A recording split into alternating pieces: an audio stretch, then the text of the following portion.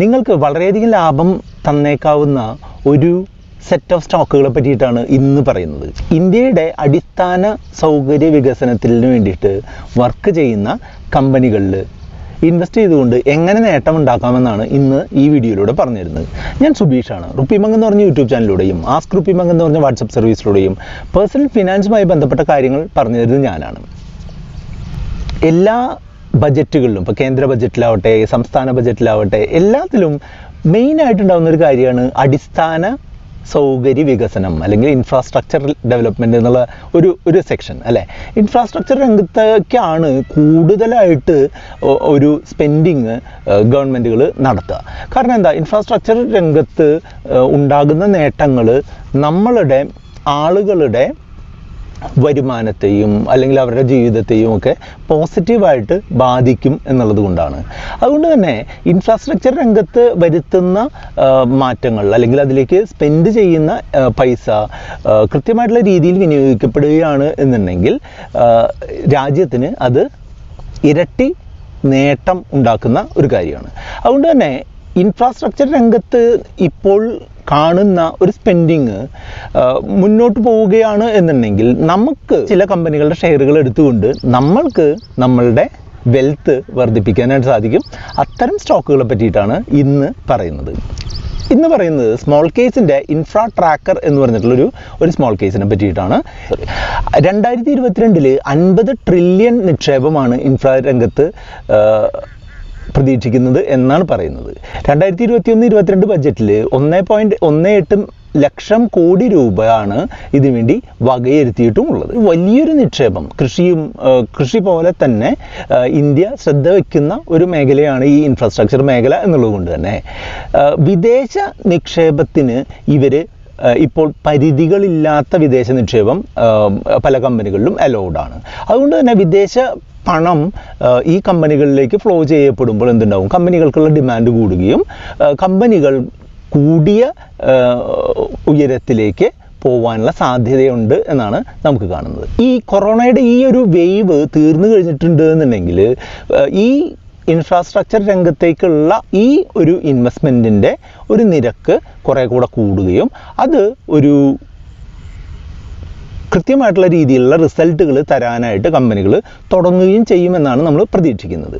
അപ്പോൾ ഈ സ്റ്റോക്കുകൾ, നമ്മൾ ഈ പറയാൻ പോകുന്ന സ്റ്റോക്കുകൾ ഒരു സ്മോൾ കേസ് രൂപത്തിൽ നമ്മൾ വാങ്ങി നമ്മളുടെ ഡിമാറ്റ് അക്കൗണ്ടുകളിൽ സൂക്ഷിക്കുകയാണ് ചെയ്യുക.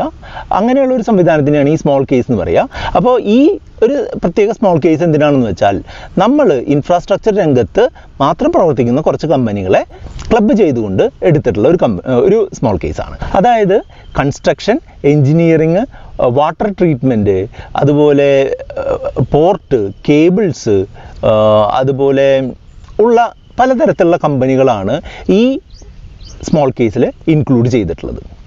നിങ്ങൾക്ക് ഇപ്പോൾ ഈ സ്മോൾ കേസിൽ ഇൻവെസ്റ്റ് ചെയ്യാനായിട്ട് നിങ്ങൾക്ക് എന്താണ് വേണ്ടത്? ആദ്യമായിട്ട് വേണ്ടത് ഒരു ഡിമാറ്റ് അക്കൗണ്ടോ ഒരു ട്രേഡിംഗ് അക്കൗണ്ടോ ആണ്. ഇപ്പോൾ ഇന്ത്യയിലെ പ്രധാനപ്പെട്ട ഡിസ്കൗണ്ട് ബ്രോക്കർമാരായിട്ടുള്ള 5 പൈസയും സെറോദയിലും ഡിമാറ്റ് അക്കൗണ്ടുകൾ എടുക്കാനായിട്ട് ഈ വീഡിയോയുടെ ഡിസ്ക്രിപ്ഷനിലെ ലിങ്ക് ഉപയോഗിക്കാം. അതേപോലെ നിങ്ങൾക്ക് ഈ ഒരു സ്മോൾ കേസിൽ ഇൻവെസ്റ്റ് ചെയ്യാൻ താല്പര്യമുണ്ട് എന്നുണ്ടെങ്കിൽ ഈ വീഡിയോയുടെ ലിങ്കിൽ ക്ലിക്ക് ചെയ്ത് കഴിഞ്ഞാൽ നിങ്ങൾക്ക് സ്മോൾ കേസ് ആപ്ലിക്കേഷൻ നിങ്ങളുടെ മൊബൈലിൽ ഡൗൺലോഡ് ആവുകയും അത് ഓപ്പൺ ചെയ്ത് കഴിഞ്ഞിട്ടുണ്ടെന്നുണ്ടെങ്കിൽ നിങ്ങൾക്ക് ഡിസ്കവർ എന്ന് പറഞ്ഞ ഓപ്ഷൻ ഉപയോഗിച്ചുകൊണ്ട് നിങ്ങൾക്ക് ഈ സ്മോൾ കേസ് കണ്ടുപിടിക്കാനും സാധിക്കും. ഇപ്പം നിങ്ങൾ ഇപ്പോൾ കാണുന്നത് പോലെ 1970 രൂപയാണ് ഈ ഒരു സ്മോൾ കേസ്, ഒരു സെറ്റ് ഓഫ് സ്റ്റോക്കുകൾ വാങ്ങുന്നതിനായിട്ട് വേണ്ടത്.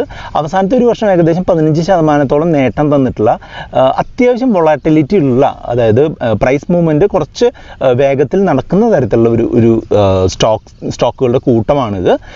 അപ്പോൾ ഇതിൽ ഏതൊക്കെ കമ്പനികളാണുള്ളത് എന്ന് ചോദിച്ചു കഴിഞ്ഞിട്ടുണ്ടെങ്കിൽ ഇതിൽ Ramco cement, Ambuja cement, Heidelberg cement, അതുപോലെ Adani port, engineers India, KNR constructions, L&T, PNC Infratech, Finolex, KEI cables, Voltamp transformers, അങ്ങനെ പറഞ്ഞിട്ടുള്ള ഇൻഫ്രാസ്ട്രക്ചറുമായി ബന്ധപ്പെട്ടിട്ടുള്ള കമ്പനികളാണ് ഈ സ്മോൾ കേസിൽ ഇൻക്ലൂഡഡ് ആയിട്ടുള്ളത്. ഇത് ഒരു ലാർജ് ക്യാപ്പിൻ്റെയും ഒരു മിഡ് ക്യാപ്പിൻ്റെയും അളവ് പകുതിയിൽ താഴെയാണ് എന്നുള്ളതാണ് ഇത് കുറച്ചൊരു വൊളാറ്റിലിറ്റി നമ്മൾ കാണിക്കുന്നത്. അതായത് large cap 26.12%, mid cap 10.35%, small cap 65% ഇതിലുള്ളത്. അതുകൊണ്ട് തന്നെ കുറച്ച് ഒരു പ്രൈസ് ഫ്ലക്ച്വേഷൻ നല്ല രീതിയിലുണ്ടാവും. പക്ഷേ ലാഭം കൂടിയ നിലയിൽ ഉണ്ടാവാൻ സാധ്യതയുള്ള ഒരു സ്മോൾ കേസായിട്ടാണ് ഞാൻ ഇതിനെ കാണുന്നത്. അപ്പോൾ ഈ വീഡിയോയുടെ ഡിസ്ക്രിപ്ഷനിൽ ലിങ്ക് ഉപയോഗിച്ച് നിങ്ങൾക്ക് ഈ സ്മോൾ കേസ് മേടിക്കാനായിട്ട് സാധിക്കും. ഇതിനെപ്പറ്റിയിട്ട് കൂടുതൽ എന്തെങ്കിലും അറിയാനുണ്ടെന്നുണ്ടെങ്കിൽ നമ്മളുടെ ആസ്ക് RupeeMonk സർവീസിലേക്ക് നിങ്ങൾക്ക് കോൺടാക്ട് ചെയ്യാം. നമ്പറാണ് 8848030018. അതുപോലെ ഈ വീഡിയോ ഇഷ്ടപ്പെട്ടു എന്നുണ്ടെങ്കിൽ കൂട്ടുകാരുമായിട്ട് ഷെയർ ചെയ്യുക, ലൈക്ക് ചെയ്യാനും കമൻറ്റ് ചെയ്യാനും ഒന്നും മറക്കരുത്.